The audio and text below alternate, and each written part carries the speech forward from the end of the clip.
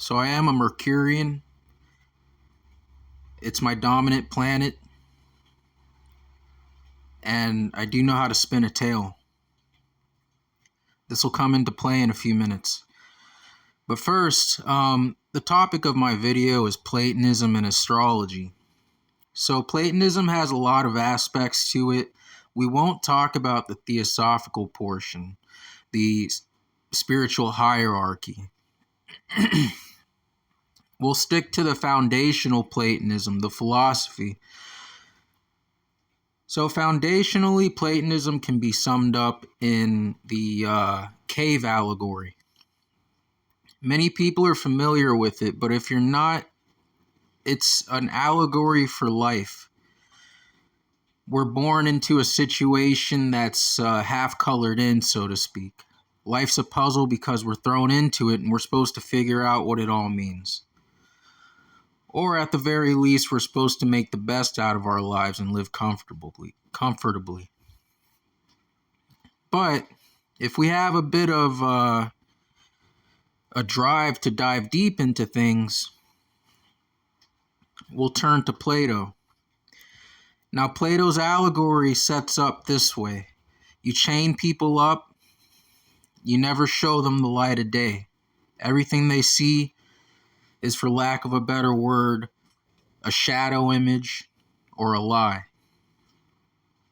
Because the people behind the scenes are using fire, light, and objects to represent themselves onto the wall like a projector screen. So people look at this, and this is just an aside real quick, people use this allegory to paint a picture for the quote-unquote matrix concept.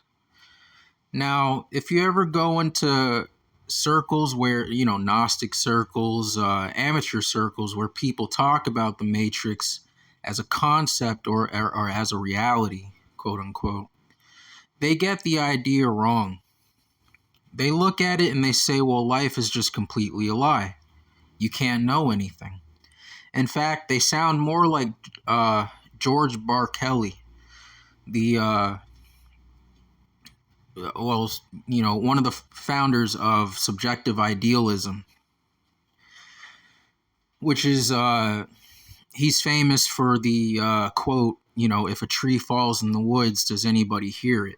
In other words, if nobody's there to observe it, or if there is no mind to observe it, does it in fact exist? Now that's a kind of a misnomer quote, because he doesn't state that. That's not his mission statement. His statement is really that there has to be a mind for there to be matter, because the two are inseparable. If you look at an object, you immediately conceive ideas about it because it's projecting ideas to you. So his mission statement is more based on perceptual acuity, rather than nothing. Everything is a lie. But so those people get the idea of the matrix wrong, and they look at it as life itself is a lie. Now, if you really study the allegory itself for a minute, you'll see that the shadows on the walls aren't lies. They're extensions of the truth. They're projections of the truth. The thing that separates them from the truth is that they're two-dimensional, meaning they're surface level. So the reality is that the matrix, what we call the matrix, and this is interesting because matrix is Latin for mother. So what we call the mother, what we call the host, the universe, the reality that we're in, is an extension of reality. What reality? Super reality. The reality that the spiritual beings beyond us are trickling down into our reality. So it's an extension. But nonetheless, Plato's point here is that everything that we see before us materially is a superficial representation, like a cardboard cutout of the real deal. So on to my second part and the heart of my topic, how astrology fits into with Platonism, and how or the other way around, how Platonism speaks to astrology.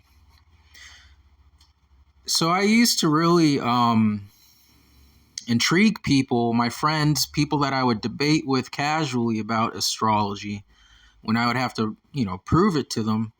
Sometimes they'd ask me, well, how do you prove it? Or how did anybody figure out what the planets even mean? So using Plato's allegory and assisting it with the principle of equivalency, or the law of correspondence, as within, so without, as above, so below, we can solve this issue pretty easily. And we already have it passed down to us in a pill form, as far as amateur astrologers know. For example, everybody in astrology circles knows that Jupiter, being a big planet, rules big things, rules expansion. That's one of the easiest examples.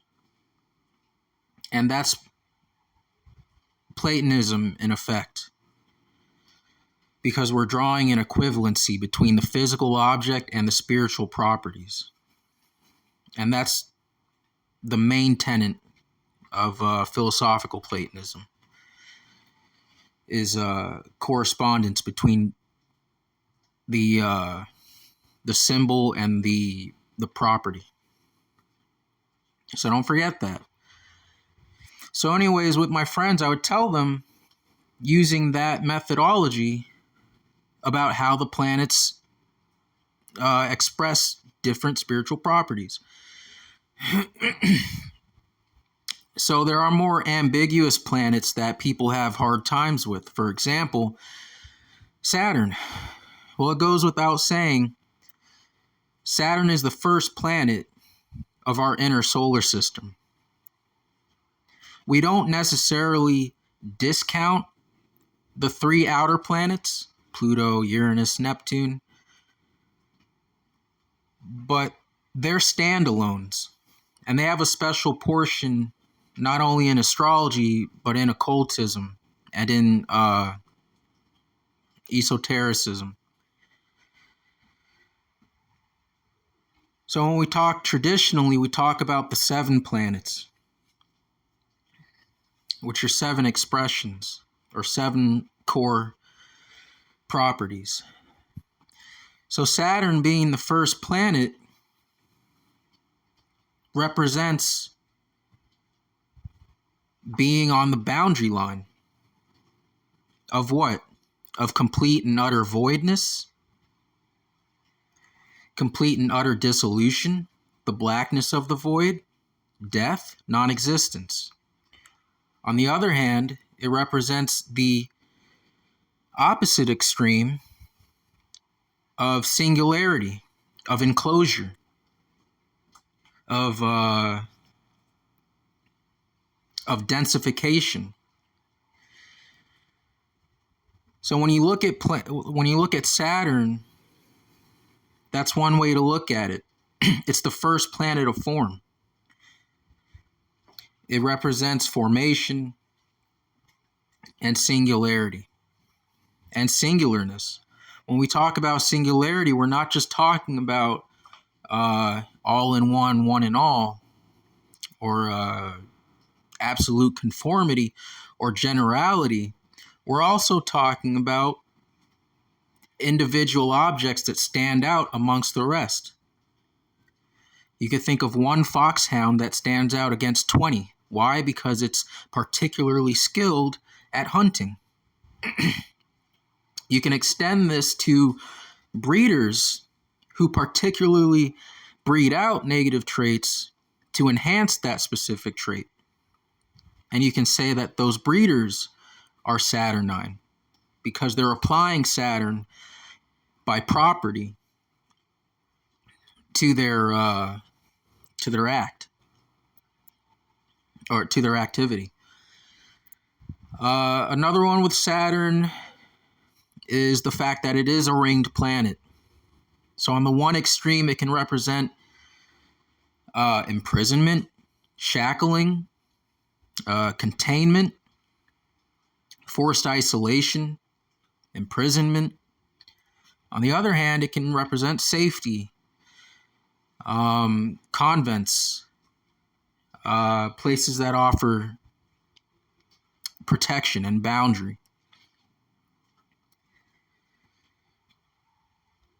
Now, one of the signs that exalts, or the sign that exalts Saturn, is Libra. Libra is a sign that expresses itself through the planet Venus. So we'll talk about Venus next under this Platonic philosophy, the equivalency. So when we look at Venus, this is another obscure planet to people to figure out. Really, it's a planet that people have a hard time dealing with. And there's a lot to that that you don't understand until you've been doing this a while. There's a reason that Venus is such a hard shell to crack. And you get hints of that by seeing the signs that it rules over, which are Taurus, the hardhead, or Libra, the air sign. You know, air is invisible, so it's hard to grasp.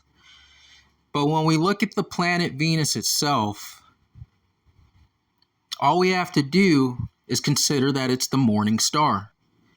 What does that mean? It's the final star that stands out, that shines the brightest, right before it has to give way to the sun. It's second to none. So it represents that object, just like the singularness that Saturn represents. It represents the desire or the drive to outshine. What does it outshine? It outshines every other star at that twilight time. So it represents longevity. Why? Because it seeks to survive. It seeks to outlast, down to the very last moment before it has to give way to the sun. So it represents longevity. Now, if you know anything about Taurus, then you know that Taurus represents longevity. So anyways, you look at objects that represent longevity, or objects that represent things of value, things that shine out amongst the rest. You know, there's 1,000 wannabe Da Vincis, and then there's one Da Vinci. There's 1,000 Michelangelo impersonators, and then there's one Michelangelo. So Venus also deals with people that try to steal quote-unquote aura, people that try to clout hop or stream snipe, people that look for trying to steal others' works because they want to imitate. So Venus also has this deep nature of imitation. In other words, it looks to imitate the real thing, but it can't. So here you have an interesting thing that ties into Platonism. Imitation. Now, there are other aspects to Venus that I want to talk about. So we'll come back to this imitation aspect of Venus when we approach Mercury and Virgo. But for now, let's go back into it.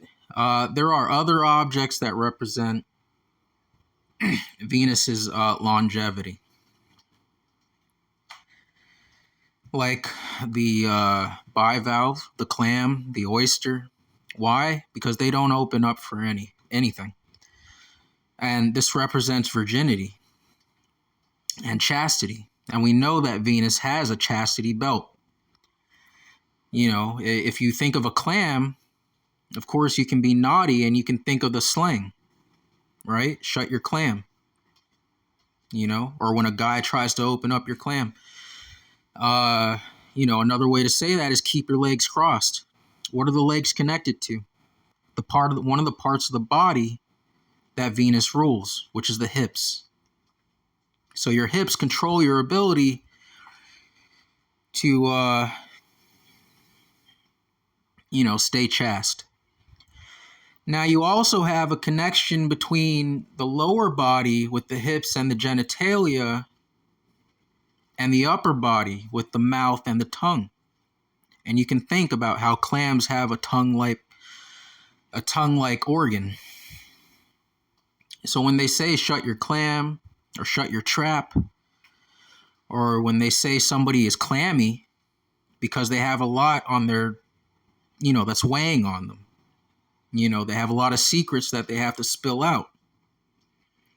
And that's why when you look at 40s or 30s mobster movies, they say a lot about, clamming up, being clammy. And that's because Neptune was around Libra around that time, maybe in the 40s. So other objects that you can associate with Venus through Taurus would be the tree.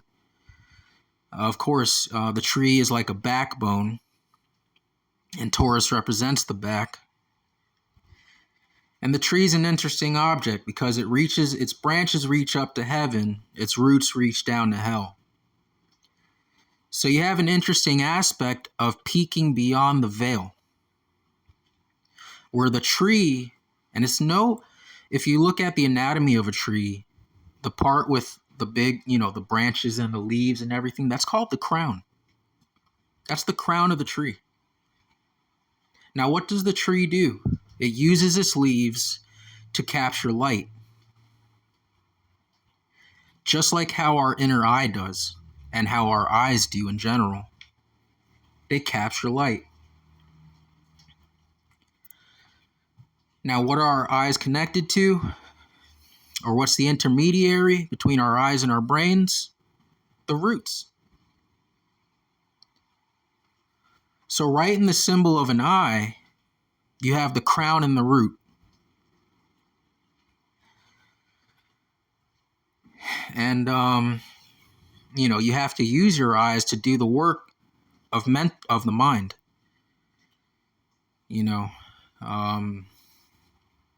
Your heart's moved by emotions. Your brain is moved by perception. And by emotion, of course, but, it moves through perception, through the eyes. So you have an interesting thing with the tree. The tree is a lot like an operator. Somebody in a control room who has wires attached to somebody in a remote location. Maybe like, you're in a control room and you have a drone flying out a couple miles away, picking up and sending live feedback to you. Or you're in a control room in a submarine and you have divers that are going into a shipwreck and they're giving you live feed. So that's the nature of the crown, the trunk, and the root of the tree, is to basically to have third person consciousness, or to have detachment, or whatever.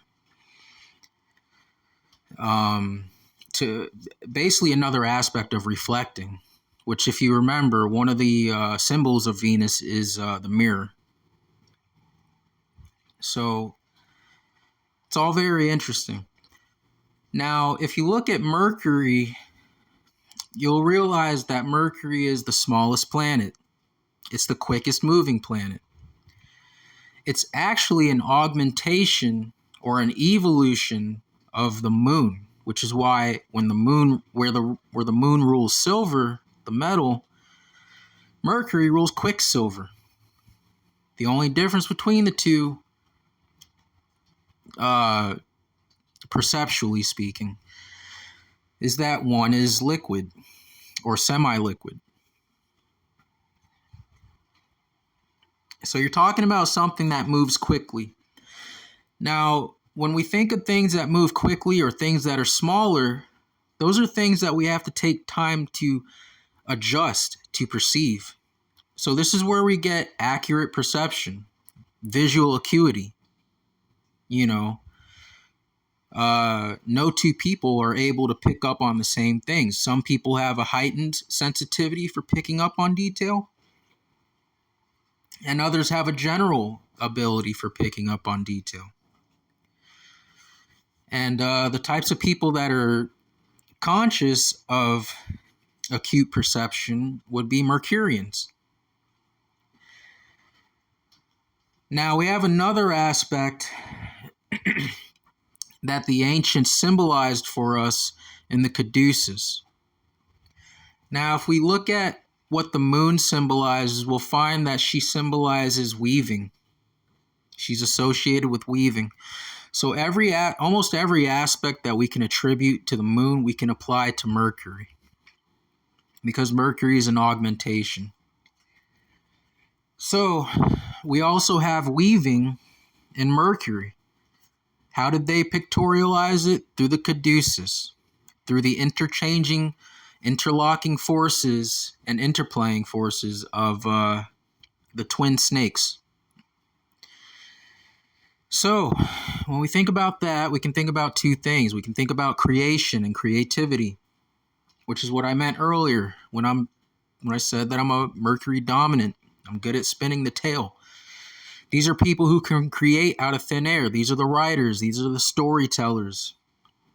These are the inventors, the creatives, the musicians. Really, music plays a big part between Mercury and the moon because of the aspect of rhythm, structure, and I can't think of the other word right now. But basically filling in the spaces. And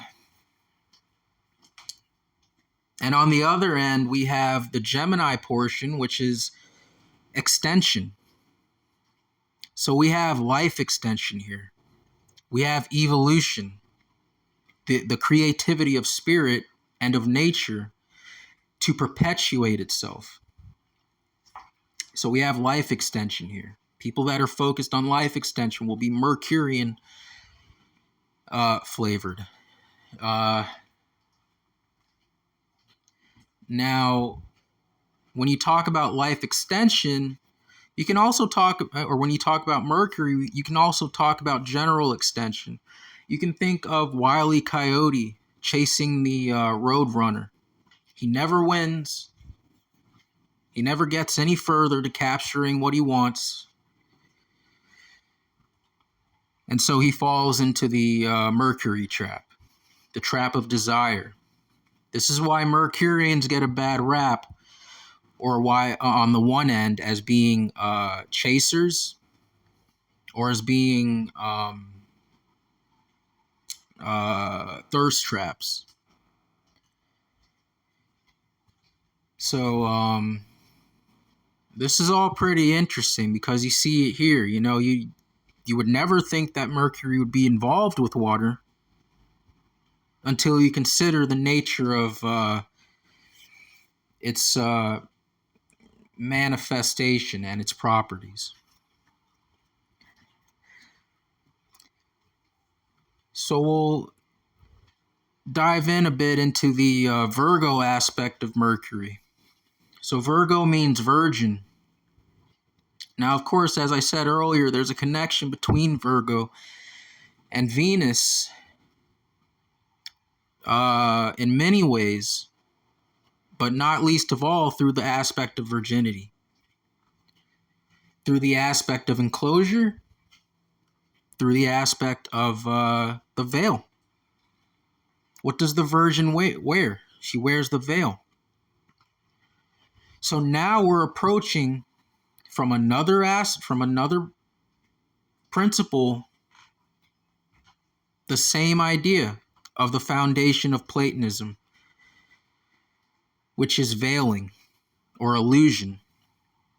Now here's the interesting thing, and another way that we can connect Mercury to Venus, several ways. One would be through the ancestors recognized Hermaphrodite, which is Hermes and Aphrodite. They had a child together named Hermaphrodite, which is a disexual being, which basically represents the interplay of Venus and Mercury. But another way that's less spoken on or less known about is through Isis. Isis is symbolized as a Venus goddess. And when you go into occult circles, you'll hear about the veil of Isis. You know, nobody can peek beyond the veil unless they look like me. Now, how do you have to look? You have to look, quote unquote, like a virgin, which means you have to activate your imagination center. Because like I said, these are the creatives. Somebody who is logical or logic-oriented purely would be earth-oriented. They're not going to be concerned with spirit, imagination, inspiration, or, the astra. They're going to be concerned with reality. So you have to think, you have to activate your imagination consciousness to lift the veil. Now, what is lifting the veil? Lifting the veil is exactly what Plato wants you to do.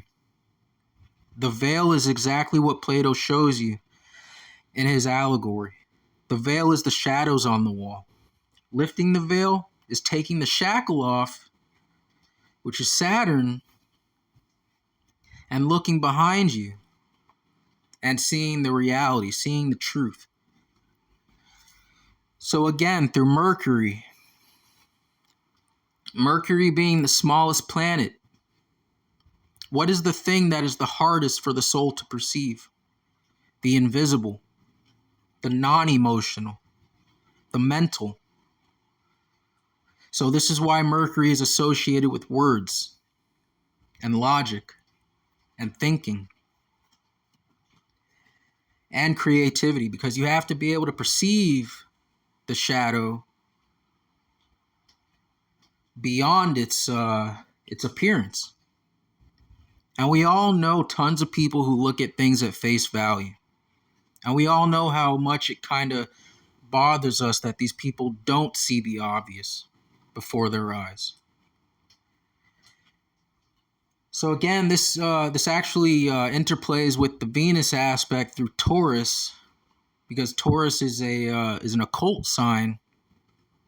Because like I showed through the tree consciousness, or through the tree symbol, it keeps its head above water, so to speak, but it keeps its roots down in the underworld, so that it can experience the darkness behind the illusion while maintaining its integrity in the light.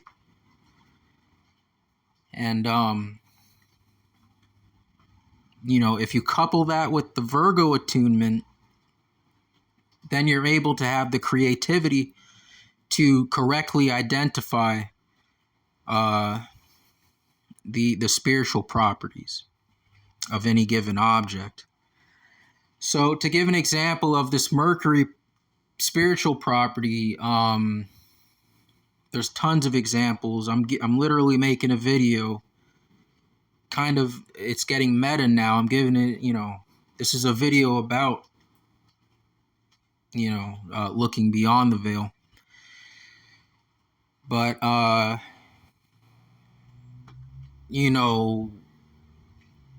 when they say that rubies produce warmth, or when Paracelsus said that rubies cure carbuncles, which are basically a type of inflammation, or when somebody says that sharp objects are ruled by Mars. Somebody who isn't accustomed to looking beyond the veil is going to think, well, how does that make any sense? That's just pretend, or it's just abstract. It has no bearing. But that's because the people who say that, the Paracelsuses of the world, or the Platos of the world, they feel with their imagination. They feel with their hearts. They contemplate. They meditate on the object, and it unveils itself to them.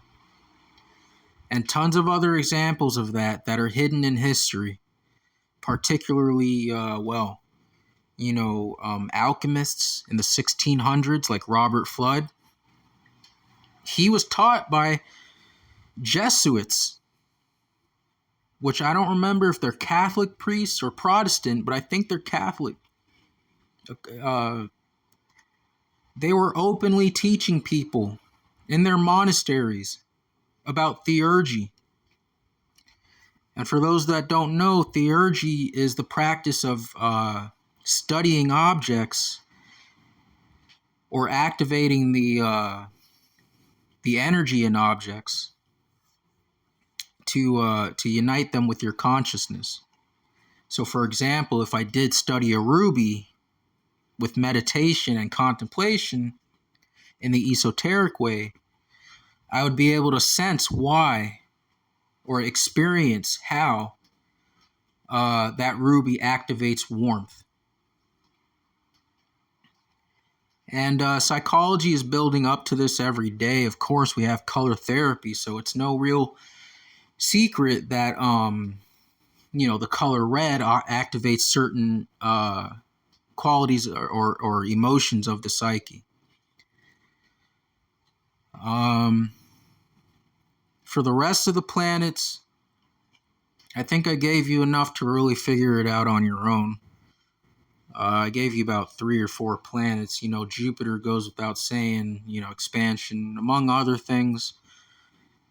But hopefully all this stuff makes sense. I love talking about it. I don't think it gets talked about enough. I don't think I'm the person to talk about it because I don't have the reach. My videos get about 5 views on a good day. So I'm not that person. I wish I could work with somebody that has the reach, because this stuff needs to be spoken about. There's a lot of stuff that needs to be demystified. Like I said, one of the popular esoteric motifs in our time is the Matrix. And there's a lot of inaccuracies that can be cleared away if somebody really studies what I'm saying here. If you really take the time, you'll see that the Matrix is an extension of truth. It's not something, and this would erase a lot of emotional complexes out of people if they really recognize the truth of this. They would no longer be fighting and saying, we have to get out of here, we're ruled by people that are imprisoning us. They would start to think of it more hermetically as this is a suit that we're living inside of.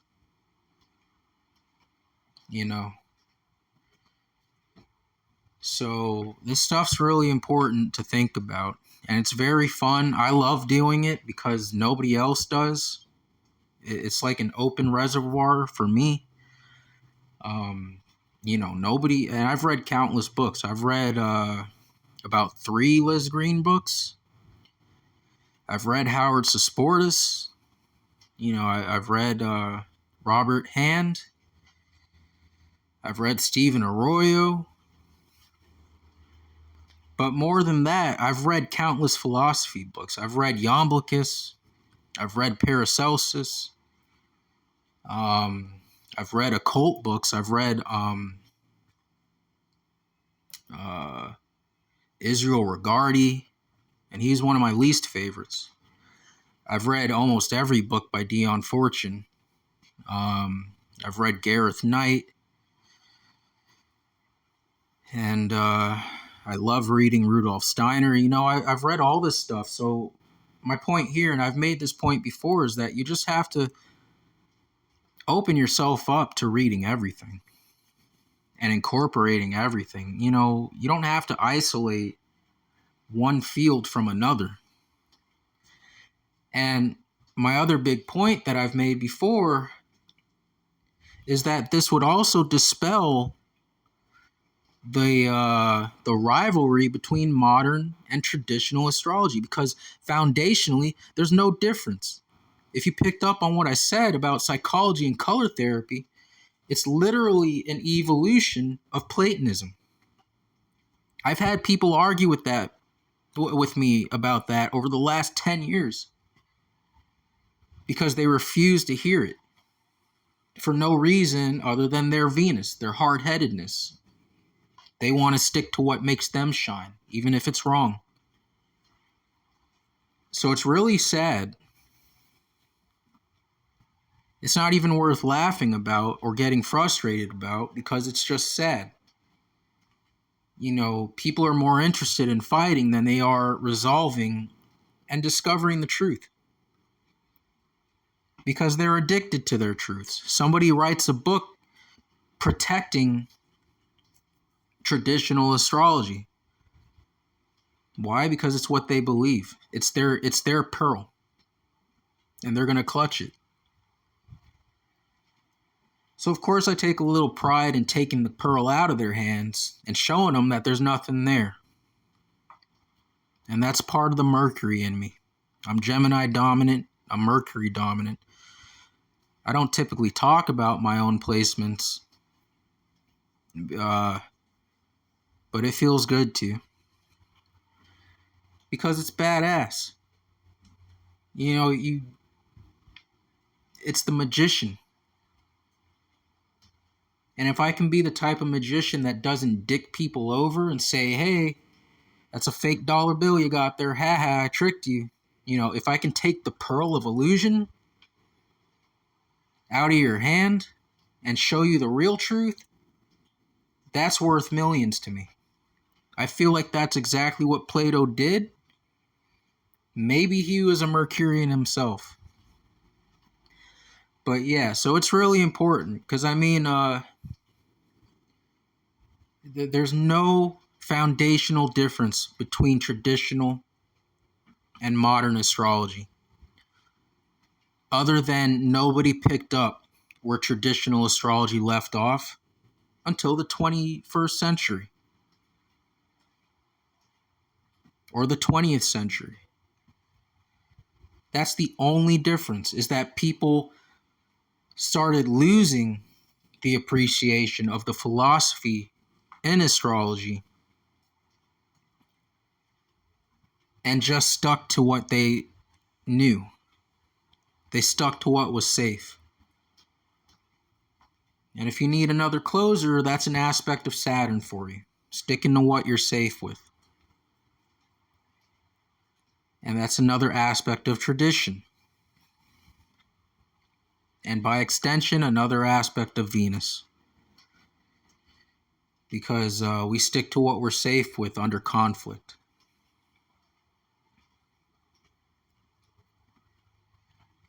So there's really no escape from these spiritual properties and spiritual truths.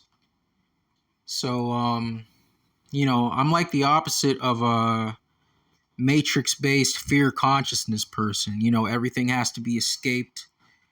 No attachments, no nothing. You can't escape the foundational attachments. You have to integrate them and convert them in your own mind into producers. What's the point of living in fear? What's the point of living at the baseline of fear and extinction of Saturn when you can recognize its spiritual properties? and its value, and give it a proper evaluation. Evaluation is a special gift of Venus specifically, because it takes a trained eye to evaluate things properly. And everybody fails that. Everybody. Everybody. Because it's not possible to speak in absolutes. Well, I guess in rare cases, because it's true. Everybody fails at making accurate or 100% accurate estimations. That's why they're called estimations. That's why you go to professionals to appraise something. That's why you don't always take people's word at face value, because they're speaking also from emotion. If somebody calls you beautiful, you have to question it a bit, because they don't see the whole picture. They don't see the flaws. If somebody calls you ugly, you have to check that too, because they don't see the whole picture. They're seeing one side. So you really have to get a full perspective, and that's the value of a good Venus placement. And I think Carl Jung had a Jupiter in Libra, and that's why that's one of the reasons he stood out as a good evaluator of the psyche, of the invisible. So yeah, there you go. I just want to keep talking, to be honest, because I love this topic. But yeah, somebody will see this one day, or maybe never, or the right person will see it, or nobody should see it. Who knows?